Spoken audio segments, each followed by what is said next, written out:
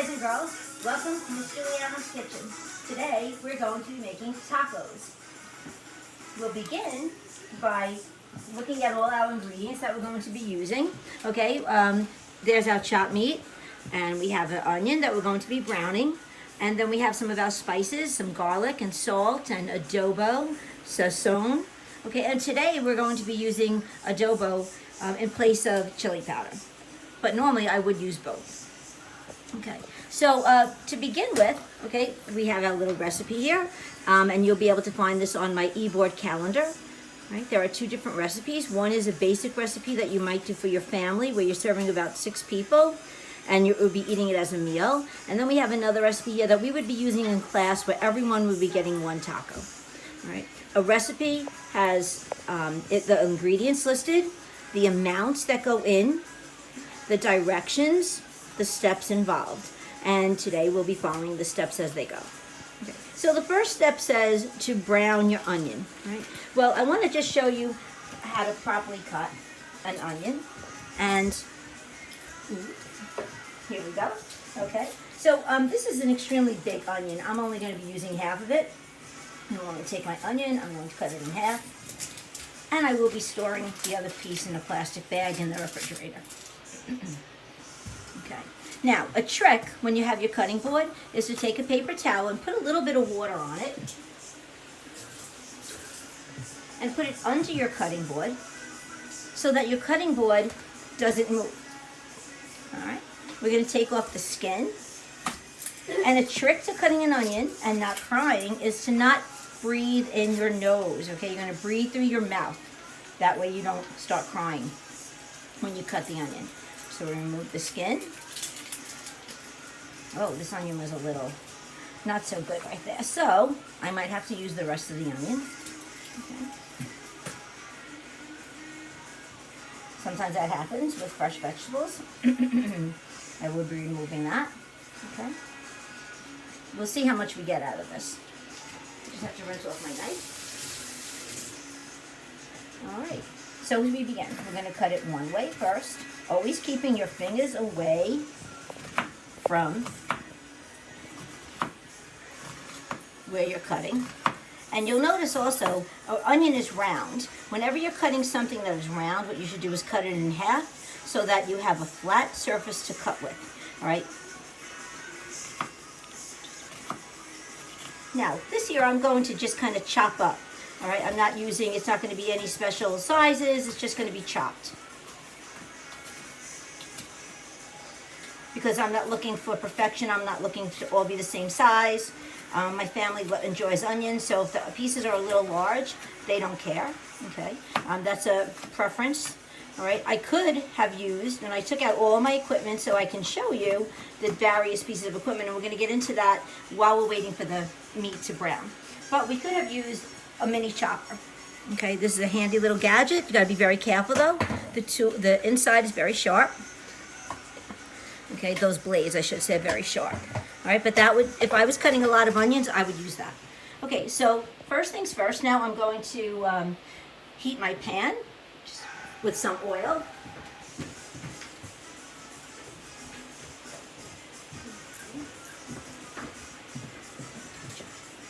Okay, just going to put.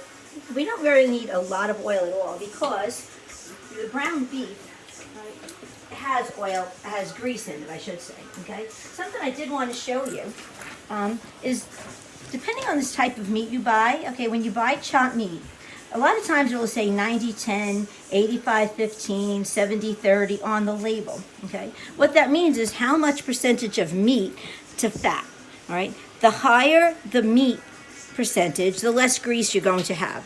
However, the more expensive the package will be. So we can buy a grade of meat that is the same grade as far as quality, but we can buy it with a little bit more fat, and then I'm going to show you how to drain the meat so that you're getting the same purpose. You're achieving the same purpose. When you buy meat that's a little higher in the fat content, it will be a little less expensive, all right? And we're going to use our colander, a bowl, a plate, and a paper towel to drain it. All right. Now, we'll get back to that in a second, okay? So now we're going to heat up our oil on a medium flame, and I'm going to make sure that my I'm going to have my oil drizzle around the pan. Okay. Take a couple of seconds to make sure it's hot. Okay. And, all right, and then I'm going to take a little bit of water. And I'll sprinkle the oil. And you'll start to hear it sizzle and dance around when the oil is ready. My chopped meat was frozen this afternoon, and I put it in the refrigerator for it to defrost, because we do not want to defrost meat on the counter. All right, that's how bacteria grows in the meat. So now my meat has, it's pretty good as far as being ready to go into the pot. Okay, so now we can put our onions in. All right. You might hear a little bit of a sizzle. Oop. Okay, I'm going to make that a little higher. Right. We won't be needing this anymore. Okay. All right, and as we're waiting for that, I'm just going to clean up my mess. We always clean as we go. That's our first rule of thumb. Clean as we go, because we don't want to make a mess. All right, so I'm moving everything closer. And now I'm going to come over here, please. And I wanted to just show you some of our different utensils. All right, first of all, this is known as a Teflon pan. It's a black pan, and you don't want to scrape it, so you don't want to use anything metal on it. So we're going to be using a rubber turner. This is actually called a turner, all right? And so I'm going to move my onions around, because I don't want them to burn. So as I'm cooking, I'll move them around a little bit. Try to keep them into the middle of the pan. This is a large pan because I'm going to be putting a lot of meat. Okay, but this is such an important skill to learn how to brown an onion. All right, because this is the base for so many different meals. If you're going to make a sauce, if you're making any type of stew, really anything that you want to have a nice little flavor to it. Okay.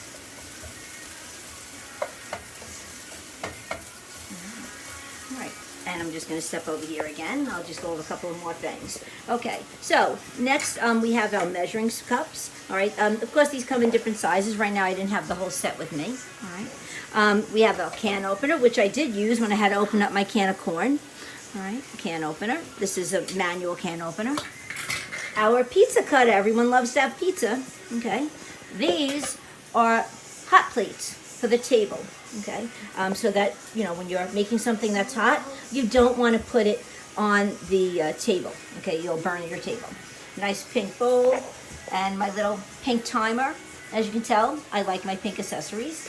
All right, let's get back to the onions so they don't burn. Okay, and you see they're starting to brown. Could lower that flame a little bit.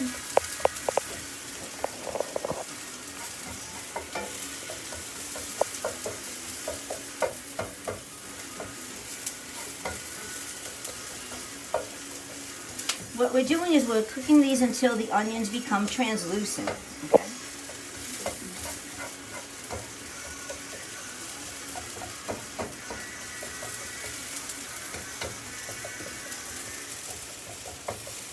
And so they're a little soft. I'm going to turn my meat in now. Okay. So I'm going to take my meat, I'm going to place it into my pan. And I'm immediately going to throw away that dish.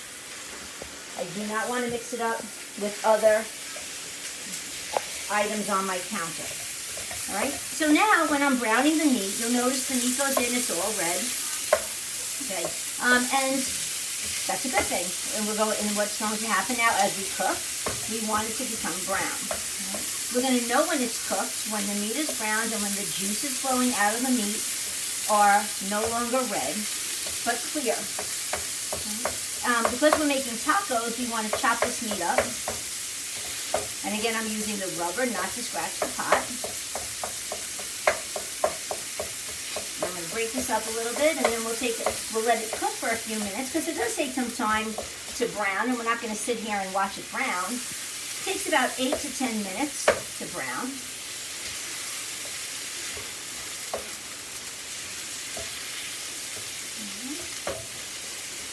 I have it on about a medium flame, medium to medium high flame.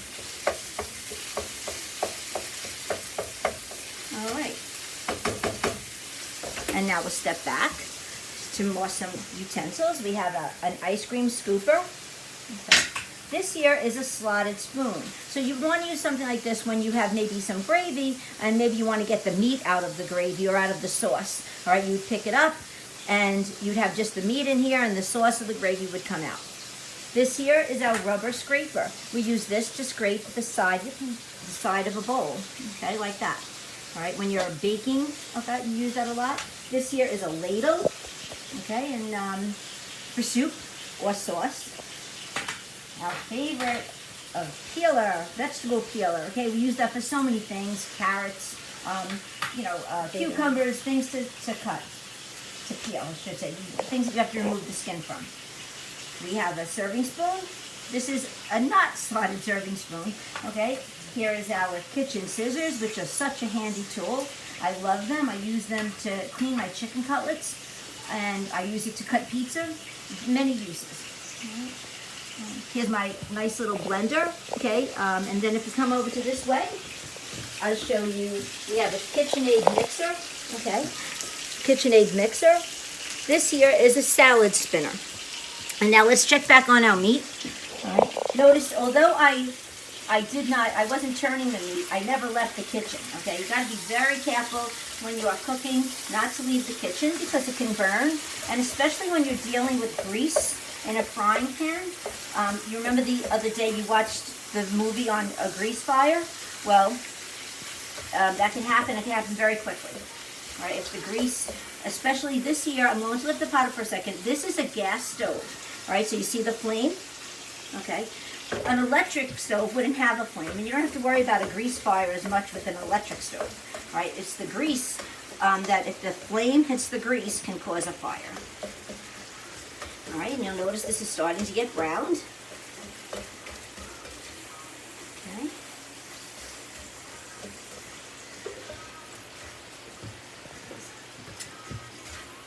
Okay. Almost done. All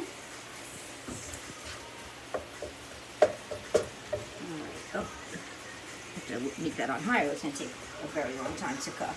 Okay, so you notice there's a lot of juice here. The juices are, okay, so we will have to, this particular meat that I bought was 80-20. So the content of fat is a little on the high side, so we will have to drain it through the colander.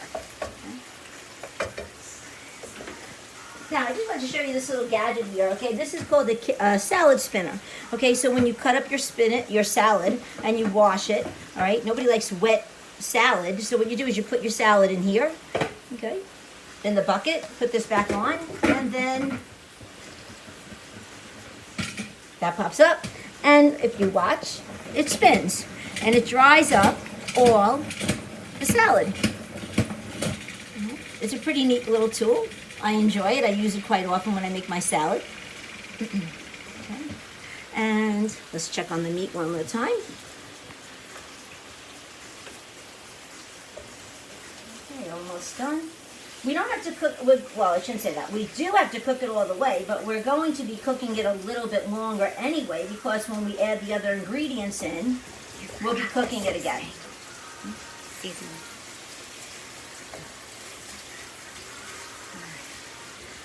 Okay, so we'll be seasoning now in a few minutes.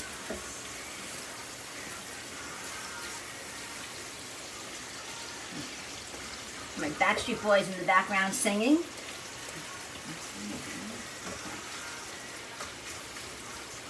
All right, so now it does need to cook a little longer, but like I said, as we season it, I'll be cooking it longer. So now I'm going to show you a little trick. You're going to take a dish. Okay, and the colander, and you're going to take a paper towel. I'm doubling it because these are the ones that are the single, so I am going to double it. I'm going to put it on the, make sure you put the plate, paper towel, colander on top. Shut the flame off while you're doing this, all right? And what I'm going to do is I'm going to strain the meat through here so that the excess grease goes in here, and this won't be as greasy.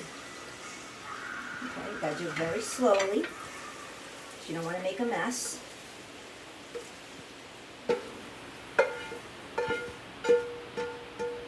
Okay. That got all my grease. Now you don't have to wash the pan again.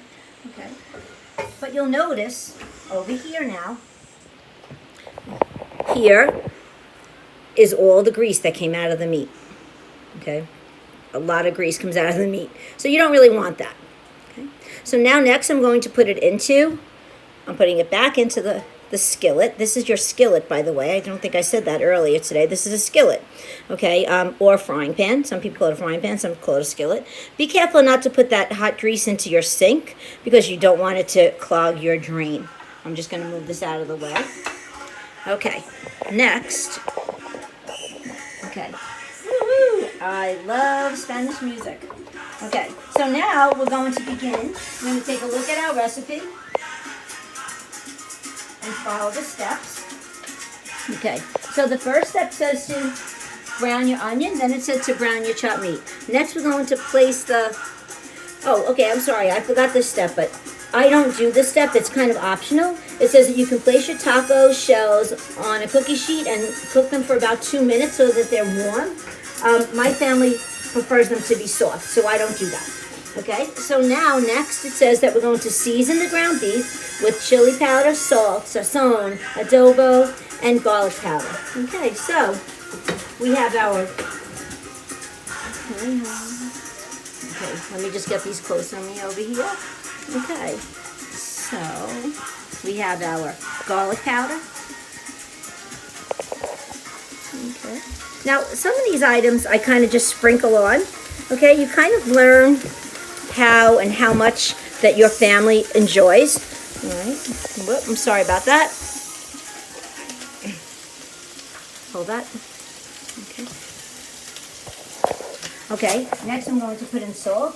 This happens to be called Himalayan pink salt. Okay, I use that for my family instead of regular salt. So we did the garlic, we did the salt. Next, adobo. Again, we're going to be sprinkling this on. Okay. Sazon gives it not only a delicious taste, but a great color. Okay, and I want to lower the flame while I'm doing this. Okay, here we go. I'm gonna, when you sprinkle, you don't just sprinkle in one spot. You kind of sprinkle it all around so the seasoning is all over. Okay. Always hold your handle. Notice I have the handle to the frying pan to the side, never to the front. That's very dangerous. Stays to the side. And now I'm going to cook these ingredients, the seasonings, into the meat until it all gets the color and the flavor so that everything has a delicious taste to it. This is the first time, well, not the first time, but the first season that I've been using adobo and sazon in it because I met a special friend and he taught me all these little secrets and how delicious it makes the meal taste. I'm trying to get him to come and make empanadas for us one time. He makes them delicious.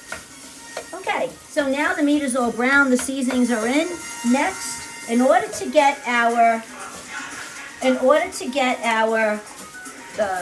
vegetables in, okay, and I know kids sometimes, oh, I don't like this, I don't want to try that, but I'm going to be honest with you. I've been making this for 20 years now that I'm teaching at Lindenhurst, and I've been making it like this, and the kids love it. So first, we're going to put in our corn, get some vegetables in here, and our salsa. Okay. Makes it wet, adds some taste to it. I might need a little bit more salsa.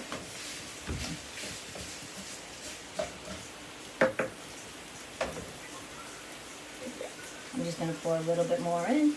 I realized that I didn't measure out enough. Sometimes things have to be by eye because I made a little bit extra meat than I might have, and it just kind of absorbed up the salsa. Okay, so now you see it's got a nice color to it. And I think you're going to really enjoy these tacos. Okay, tacos are done, ready to eat. Now, you can do a couple of different things. You can have it in a salad, or you can use the soft taco shells. Some of the toppings that we use, okay, cheddar cheese and sour cream. We put an additional salsa. You can also use black olives. You can use chopped up tomatoes, whatever you enjoy on your tacos. So, boys and girls, I hope you enjoy Taco Tuesday. This is Juliana's recipe. All right, see you soon.